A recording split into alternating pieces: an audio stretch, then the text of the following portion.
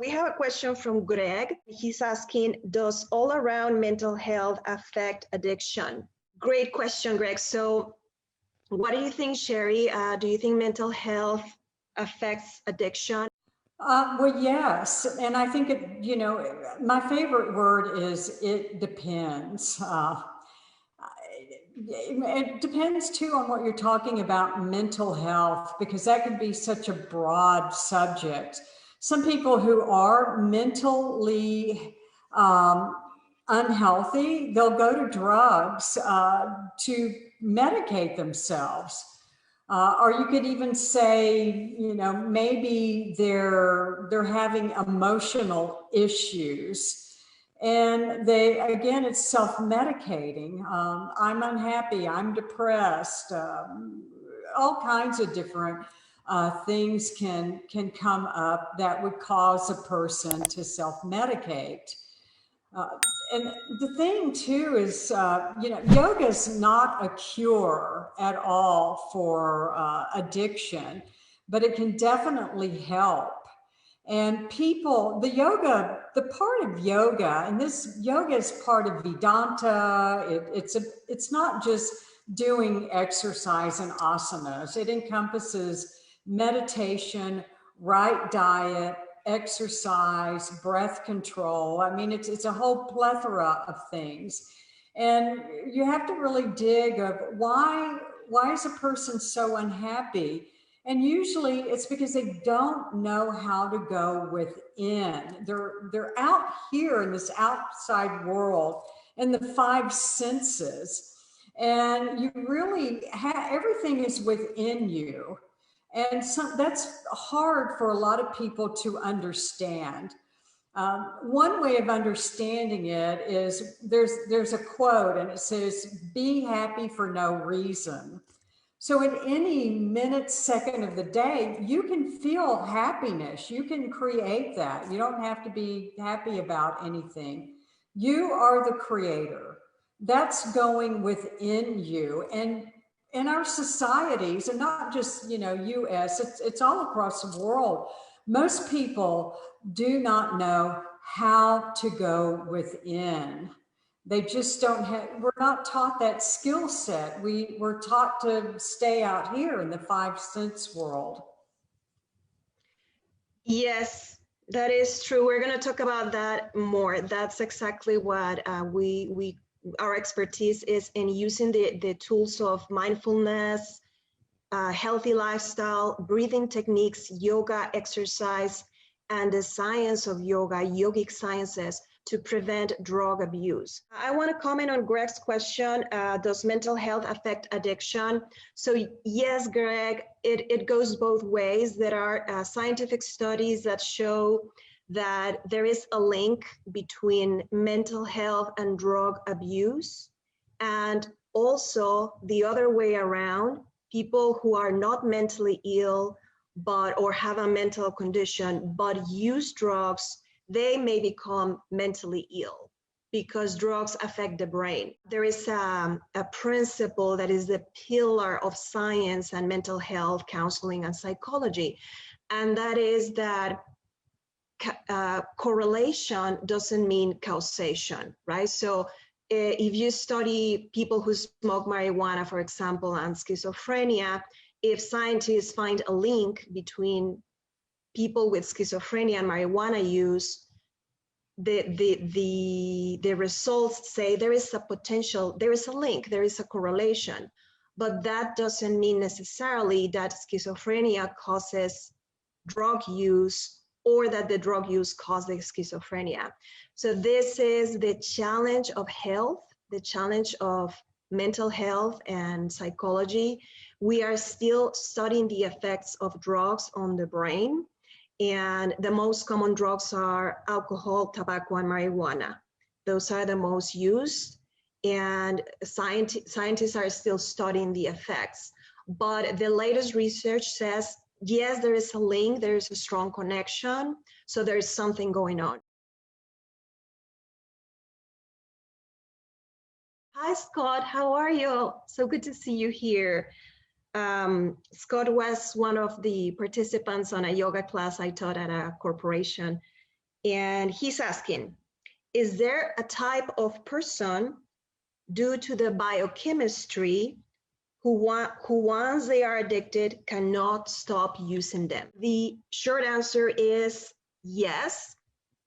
Biochemistry is also, research studies suggest there's strong evidence that the biochemistry of the body, which is also considered a consequence of genetics or biology, we inherit these traits from our ancestors.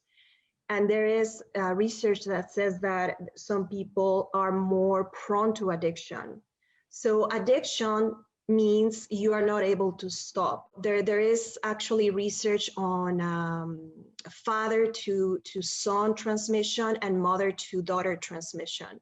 So genetically, if you are a boy and your father or your grandfather abuse alcohol, for example, you as a boy are going to be you're going to have the propensity to also abuse alcohol, and the same for women. So it's more transmitted through the same gender. So that's the latest research that I know. But I want to say a caveat, right, that we don't want to imply that because your parents or your grandparents use drugs and abuse drugs, you are going to do it also, right? Because then there's no hope.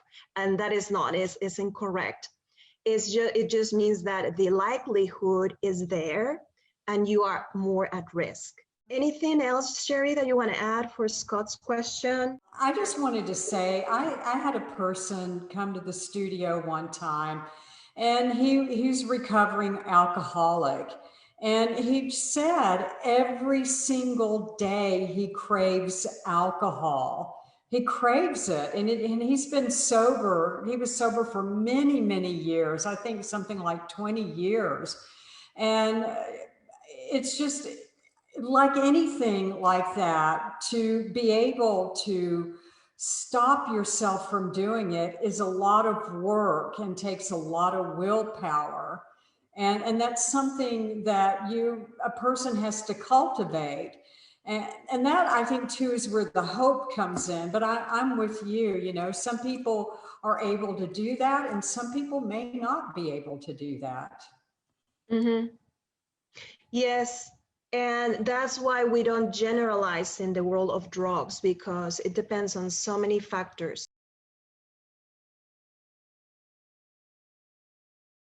Greg is asking, how would you suggest we approach an addict to attempt yoga as a substitute for drugs? So let me give it a try to that question. Great question. So when it comes to helping others, I professionally believe that we have to be very careful with not losing ourselves in trying to save someone who is addicted to drugs, right? First of all, I just want to say that, because we cannot control other people, and we cannot control people who are already addicted or dependent on the drug. So we have to see them as, of course, care for them and try to help them and suggest, like Sheri says, plant the seed, but you have to step back and not let that consume our lives, right? So that's just an advice, because it's very, very hard for families of people who have an addiction. So I would just, suggest, join a yoga class, join these sessions, question and answers, to get any doubts or any questions and comments. We need to stop the taboo, right, in our society about mental health and drug use and abuse. It's pervasive. It is there. It is the elephant in the room sometimes in families.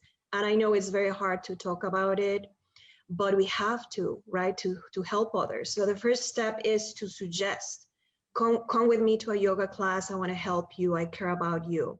Substitution could be scary, because for a person who is addicted to a drug, they literally feel that they are going to die.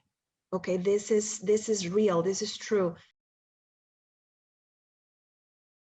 When we say yoga, Sheri and I are referring, like Sheri well said at the beginning, we are not talking only about yoga exercise. When we hear the word yoga in America, we immediately think exercise, and that is okay, that's what it is, but it is just the tip of the iceberg.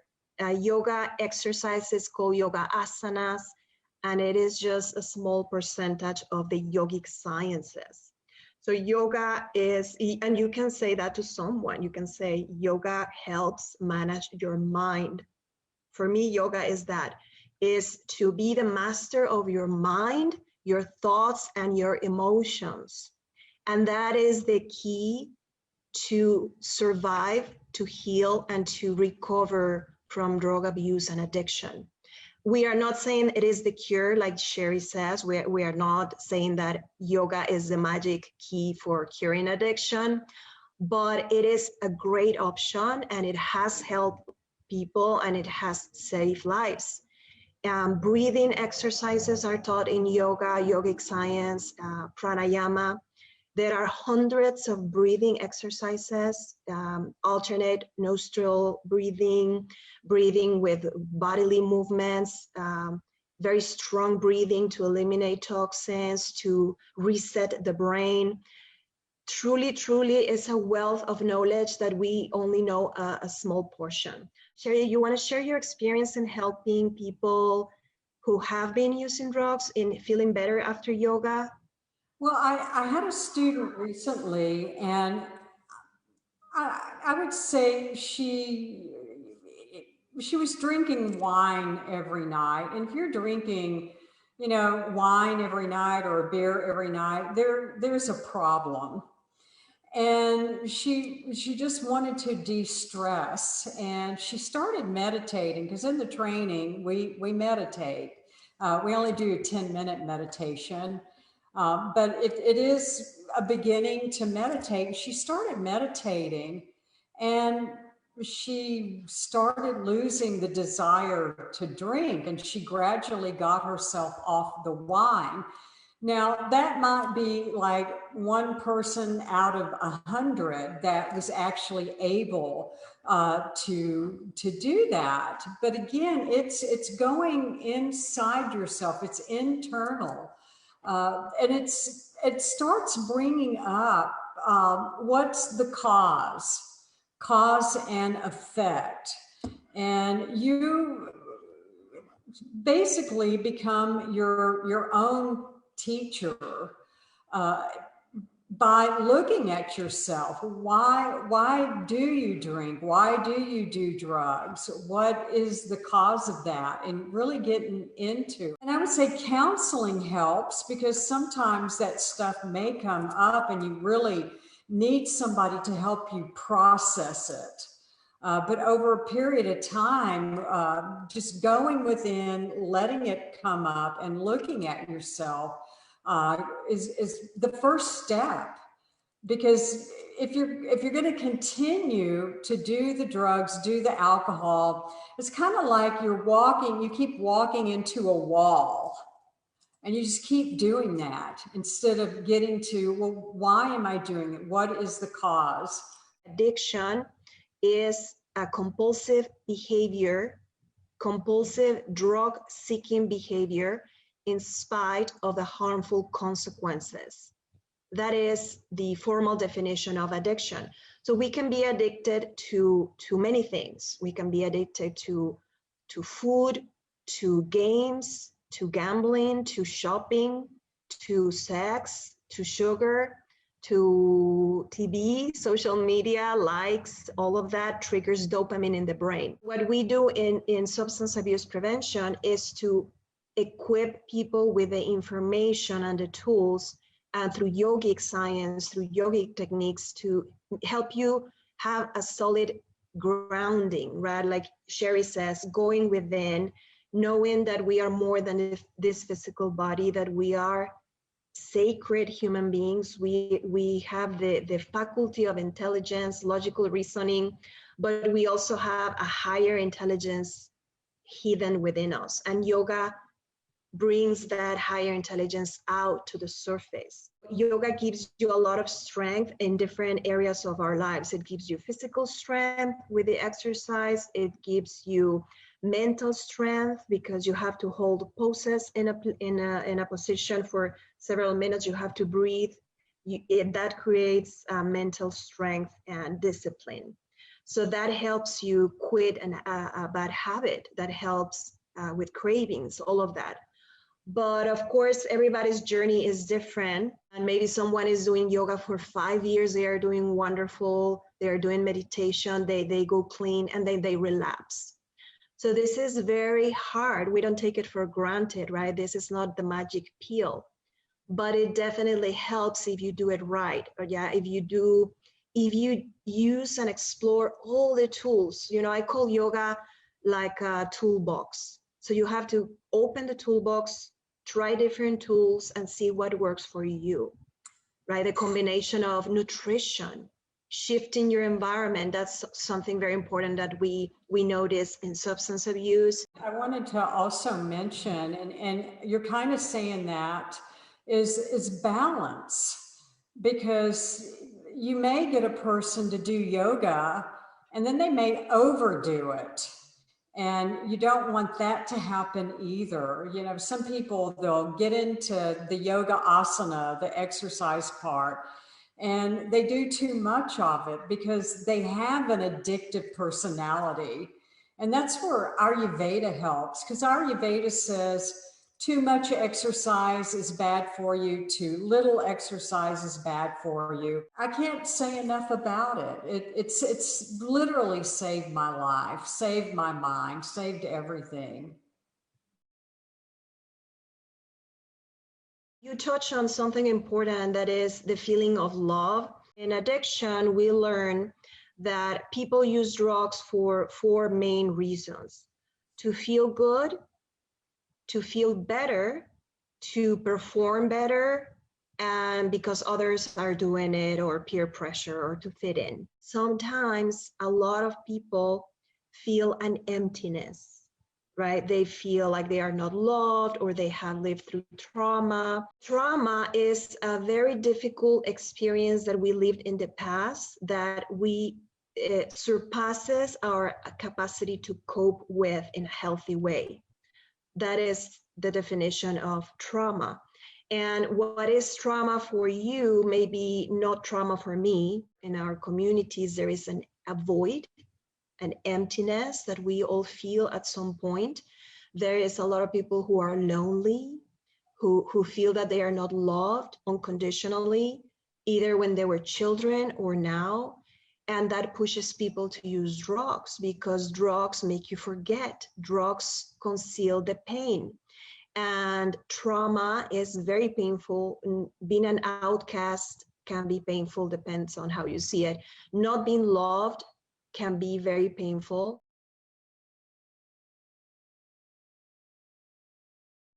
Before children start getting into using drugs to cope with their emotions, we have to talk to them as parents, right? Don't be afraid to talk to your children. Children start experimenting with drugs as early as 12 years old, 13 years old. Believe it or not, drugs are sold in elementary schools, in high schools, by kids. Sometimes as parents, we see our babies, we don't want to see them grow. And even when our babies have 11, 12 years old, there is a wild world out there, very dangerous. And the more you talk about them, about all of these, the better they are going to be informed. Well, yeah, the parents need to stay involved, and the child, well, especially teens, they're in between, you know, being a child and being an adult, and you've got to help them through that process with lots of love. And I think too, you have to teach them how to love themselves in a non-egotistical way. Because if you truly love yourself, you're not gonna abuse your body, you're not gonna abuse your mind. But the parents also have to have that self-love. A parent's responsibility is to build the foundation, build the self-esteem for the child on up till, you know, they've reached adulthood. And that is talking to them, complimenting them when they do things that are good and do stuff that are right, not cutting them down, not being verbally abusive. I mean, you do have to discipline, and sometimes you have to have tough love, but you got to be able to build that foundation. And that foundation starts with the parents. The parents have to have self-esteem. If they don't, they don't have anything to give.